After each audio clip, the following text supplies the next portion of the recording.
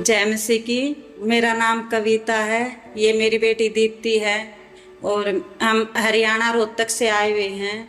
पिछली 1 साल से मेरी कमर में दर्द होना शुरू हो गया था, फिर धीरे धीरे करके वो बहुत ज़्यादा बढ़ गया। 3-4 महीने से तो इतना ज़्यादा बढ़ गया कि बर्दाश्त ही नहीं हो रहा था दर्द। हम पीजीआई में गए रोहतक, तो वहाँ डॉक्टर ने मेरी मेडिसिन दी, नहीं आराम हुआ। फिर उन्होंने एक्सरे किए, रिपोर्ट किए, उनमें भी आराम नहीं हुआ। फिर उन्होंने मेरी एमआरआई करी। एमआरआई आने के बाद डॉक्टर ने बताया कि आपकी डिस्क सरक के उस नस पे बहुत ज़्यादा दबाव आ रहा है और तो आपको ऑपरेशन कराना पड़ेगा। मैं घर आ गई, फिर अगले हफ्ते फिर गई, क्योंकि दर्द इतना ज़्यादा बढ़ता जा रहा था, बहुत ज़्यादा बर्दाश्त ही नहीं हो रहा था। तो डॉक्टर ने कहा कि आपने ऑपरेशन कराना ही पड़ेगा, नहीं तो आपकी नस भी खराब हो जाएगी। मैं कहा ऑपरेशन तो मैं नहीं कराऊंगी, एक्सरसाइज या कुछ बता दो। बोले एक्सरसाइज भी नहीं, एक्सरसाइज से तो बहुत ज़्यादा पेन होगा और फिजियोथेरेपी का से तो 1% भी आराम नहीं होगा। तो जितनी जल्दी हो उसको तो आप ऑपरेशन ही करा लो, नहीं तो ये नस भी खराब हो जाएंगी बाद में आपकी। माँ नहीं, मैं ऑपरेशन तो नहीं कराऊंगी। तो डॉक्टर ने कार्ड पर भी लिख के दे दिया कि हम पेशेंट का ऑपरेशन करना चाह रहे हैं, लेकिन पेशेंट मना कर रहा है ऑपरेशन से। मम्मी को उठने बैठने में बहुत ज़्यादा परेशानी हो रही थी, घर का कुछ भी काम नहीं कर पा रही थी, सभी काम घर का मैं ही संभाल रही थी, जिससे मम्मी को खाना भी खड़े होकर खाना पड़ता था, नहीं उठा जाता था और नहीं बैठा जाता था। और मम्मी को आने जाने में भी बहुत ज़्यादा परेशानी होती थी, सहारा देकर लेके जाना पड़ता था और लेके आना पड़ता था। और मम्मी को बिल्कुल भी खड़ा नहीं रहा जाता था। और उस टाइम मम्मी को जब हॉस्पिटल में लेके जाते थे तो बिल्कुल भी बिना सहारे के तो बिल्कुल भी नहीं चला जाता था। ऐसा लगता था बस यहीं पर बैठ जाऊं। हाँ, यही लेके जाते थे, वहाँ मैं रोने लग जाती थी, क्योंकि मैं ऐसे होता था कि जल्दी से मुझे चारपाई हो, मैं लेट जाऊं बस। दवाई लेने जाती, बहुत ज़्यादा महंगी दवाई आती थी। इतना वो नहीं था कि घर के हालात इतने अच्छे नहीं थे कि भी हम इतनी महंगी दवाई भी वो कर सकें।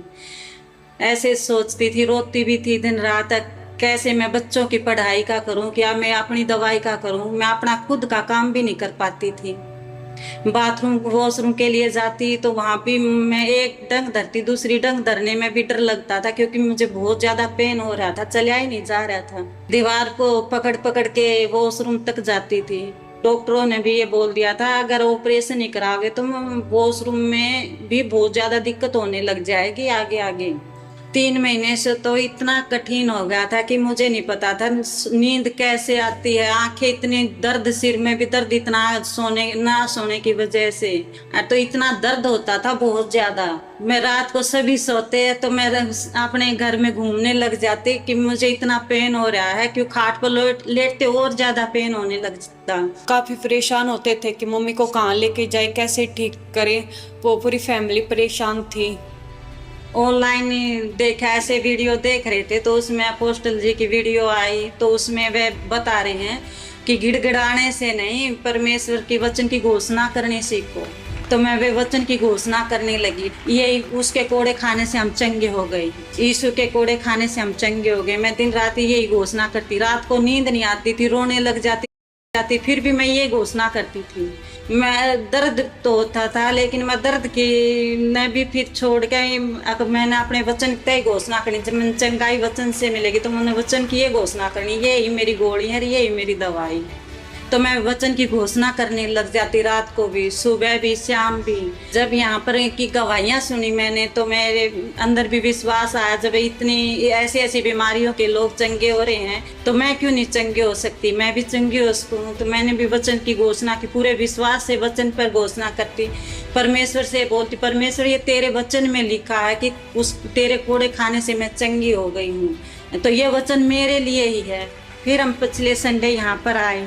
जब हम घर से चर्च के लिए निकले, हम रोहतक से आए तो 4 घंटे का सफ़र करके आए। तो मम्मी 4 घंटे खड़े ही आई थी, जिसमें बहुत ज़्यादा बैठा भी नहीं जा रहा था, सिर्फ खड़े हुई थी। और यहाँ पर भी अब बैठने में भी चेयर पे बहुत ज़्यादा प्रॉब्लम हो रही थी, ऐसे झुक कर दूसरी चेयर का सहारा लेके बैठी थी। यहाँ पर आए तो अपोस्टल जी ने कहा कि देखो परमेश्वर का ये वचन है, आज ये वचन भेजा है, तुम्हारे लिए वचन को पकड़ो। मैंने वो वचन लिया।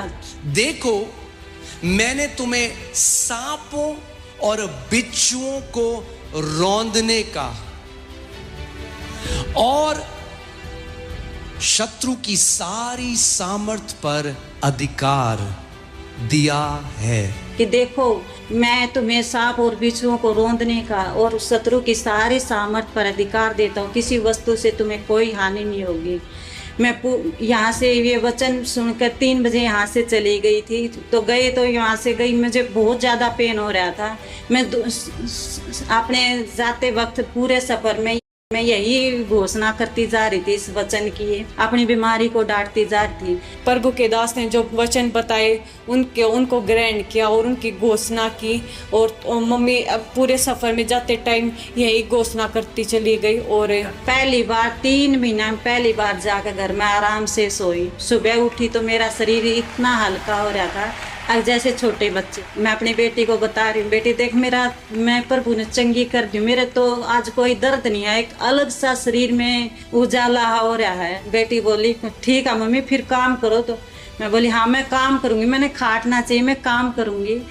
तो मुझे इतना हो रहा था, मैं दंड बैठक भी लगा के रही हूँ, मैं जिन्ना भी चढ़ रही हूँ। अब ये बोली मम्मी ऐसे दंड बैठक मत लगाओ, ऐसे मत उछलो, कहीं दर्द मका नहीं, प्रभु ने अब चंगा कर दिया, मुझे दर्द नहीं होगा। जब मैंने मम्मी को दंड बैठक करते हुए देखा तो हम सब एकदम से चौंक गए थे कि वे एकदम से ऐसा कैसे हो गया। तो हमारी पूरी फैमिली बहुत खुश थी। मैंने बोला कि मैं अब बिल्कुल ठीक हो चुकी हूँ, सीढ़ियाँ भी चढ़ सकती है, उठ बैठने में कोई प्रॉब्लम नहीं है। यीशु का हमने बहुत धन्यवाद किया।